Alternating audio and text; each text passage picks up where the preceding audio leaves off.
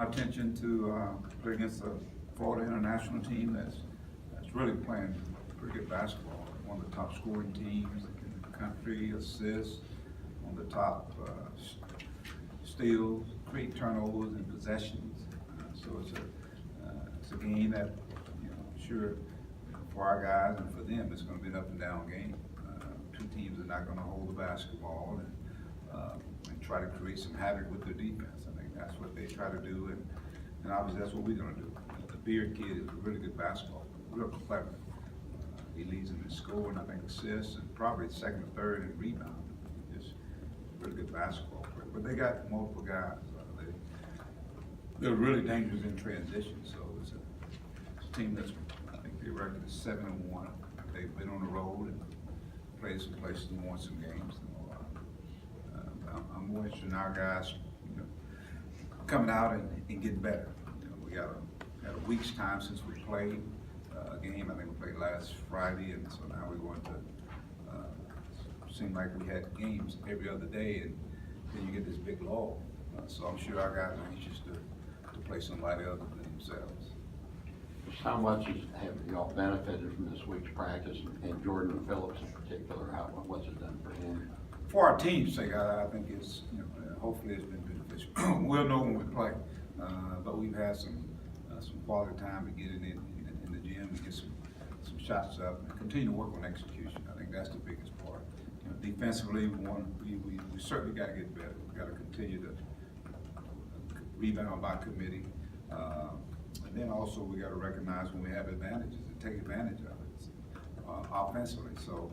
I think just from a timing standpoint, especially for a guy like Jordan, to get those reps. I think those reps are so important, and that's what we've been working on. Just working on trying to get more repetition.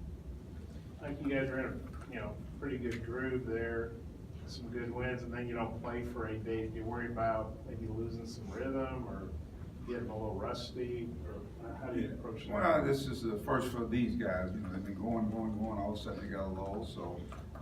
Just have to challenge them in practice. I think that's the key.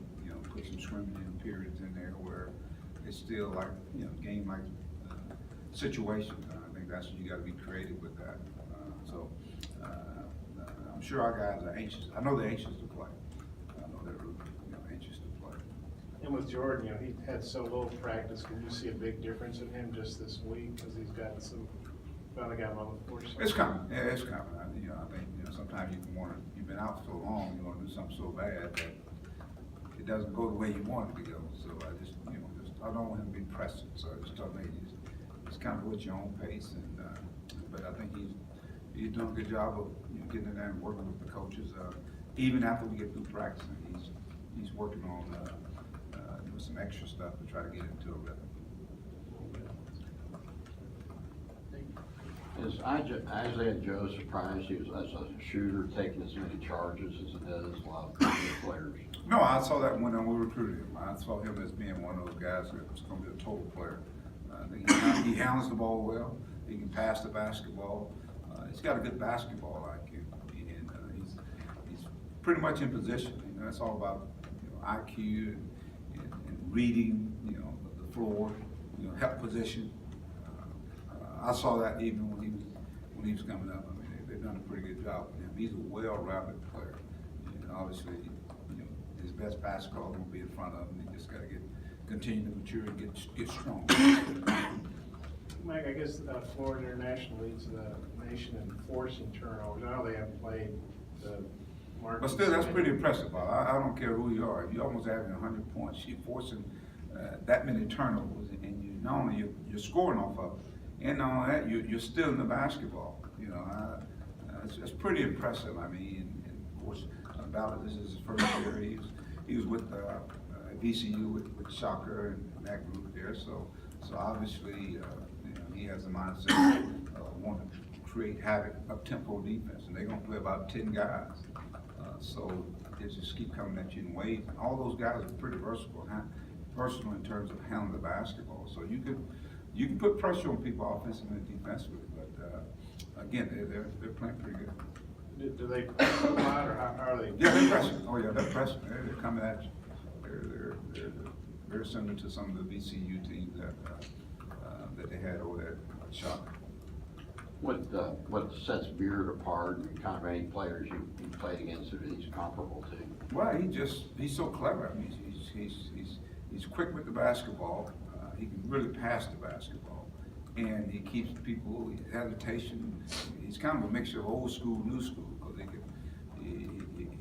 he hesitates with the basketball. He makes great passes, clever passes. You know, a lot of guys are fancy, but here's a really clever. Just got a good feel for the game, and I think he's a big key to their team. He keeps the tempo up. He's not he's scoring points, but if you notice, he's shooting a high field goal percentage too. And so, but he's getting everybody else involved. I think that's, to me, what, I mean, he's an attacking guard. He attacks, and attacks. Gets to the free throw line as well. What were your takeaways from Adrio's game the first month of the season? They played pretty well defensively, kind of gave you a lift with his jump shot. He's getting better. He's getting better. I think, the more he lets the game come to him, I think the more he's going to have an opportunity to shine. I just want him to continue to play with that energy. Adrio's an energy guy. And, a lot of times you play with that energy and you're playing with a guy like Daniel who's demanding a whole lot of attention. Obviously, somebody's going to be the recipient of all of the attention that Dan's getting. They're going to be the recipients of what is there to come. And so you got to take advantage of it. He's got some shots he's open, knocking down. That's good. He's getting, what I like, he's getting attacking to the basket as well. He's getting to the free throw line and he's making free throws. So you expect that from a guy that's probably, of all the guys you got, is probably played the most minutes of anybody here. Mike, was the 3 games in 6 days and then none for 8 days, was that just kind of a byproduct of that tournament where you had to get those exempt games in a certain amount of days? Yeah, it was that one that it fell into. But, obviously we could have probably had some games scheduled in between, but I think it works out. But we had a window of 2 weeks where you get those games in, and now we got those in. I mean, you think where we played 5 games in the month of November, and we got 7 in December. You think for young team, where you can play some games and you kind of go back to the laboratory, so to speak, with a week of practice, and then, that's odd during the season, you normally don't get that unless you're in finals, and now you get to kind of take what you've been applying, in practice. It worked. It worked out like that this time. And you guys obviously are used to pressing each other and playing up tempo. Do you feel like you're well prepared for the style that FIU wants to play? Because that's your all's MO. I think the fans, the people that get a chance to come to this game they're going to be in for a treat, because it's going to be an up and down game. It's just 2 teams that like to get up and down the floor, up tempo.